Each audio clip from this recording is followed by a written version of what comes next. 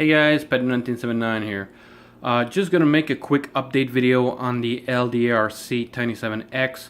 I just want to make this update video because one of my viewers brought to my attention that you do have a bind button and you're able to bind this quad without getting a separate receiver with the satellite function. This is another way to bind the quad if the first one doesn't succeed. So I'm just going to show you guys real quick the process and also give you guys a tip on how to calibrate the gyros easily. So on the quad, so because the USB port's on the bottom. I would like to thank Gem P. So I don't know if it's French. If it is French, salut, ça va?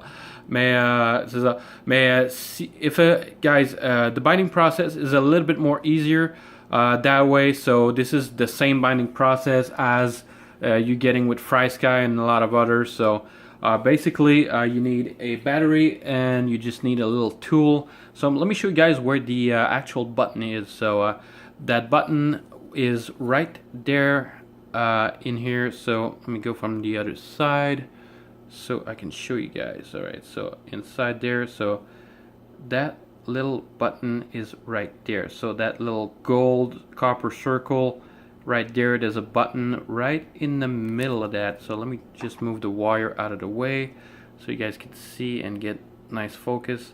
So right there, so that little copper button right there. So all you have to do is just press on that while you're connecting your battery. So you just press it, you keep pressing it, you hold it in place, then you plug in your battery. So this is an annoying process that usually almost takes two people to do, but you can do it with your USB port, and there's a couple of other ways to do it. So all you need to do is provide power, and your receiver is going to go into the bind process. So you just press that button. You need to press it a little bit hard though, because that little button is not super responsive. So it just doesn't click that easy. So you just need to press on it until you feel a click. Once you feel a click, you're good to go. So you just plug in your battery then, and you just bind the quad. So usually I use something like a little cell phone tool just to work and to take apart your cell phone, something like that. It just comes in a package, and I got multiple types and different types of these things. Very useful tool to play around without damaging anything. So another feature I want to show you guys is how to get your quad level if you want to calibrate the gyros. So very important as well. So if you want to calibrate your gyros, all you need to do is get yourself one of this. So this thing is just a must. If you have this quad, this is $3 or $4. I don't know if you can buy that at the dollar store or something, but just get yourself any one of these. You just plug it in. I'll just plug it in halfway even just to show you guys. So just plug it in like that, and look at that. Now you're getting a flat level surface, and it's not even plugged in all the way. So that way you can place it on a flat surface. It doesn't touch anything. So like that, click, as you guys see. So this is the best thing to get if you want to calibrate your gyros on this. And guys, I can't emphasize enough how amazingly cool and fun this little quad is, this little whoop. I mean, this thing is indestructible. I try to smash it into walls. I shoot gaps. I try to go to my through my bicycle frame, and this thing just bounces around like it's nothing. Just get back on the ground. Sometimes the gyros and the accelerometer just a little wonky. Once you smash into something, it goes back on the ground. You just have to wait a little bit to rearm. Then you can rearm your quad and just take off again and just start flying. If you got it in self-leveling mode, after a crash or after you bump into something and the quad just starts flying, it might take you like a couple of seconds more. I mean, if you see it starting to drift, just go back on the ground, disarm, just wait a little bit, and then you're going to be able to go back, and it's going to be pretty stable and self-leveling again. So, but I just love this little quad so much.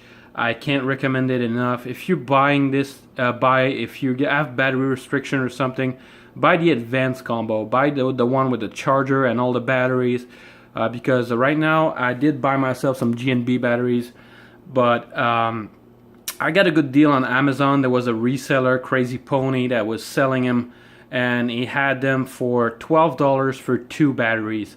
So that was crazy. And these things last so much more longer than the E-flite. They're just so much better. My E-flites are dead after like 10 or 15 flights. These things I have about, I don't know, maybe 30, 40 flights each, and they're still going strong. So ah, man, this thing is just so freaking cool, so freaking amazing.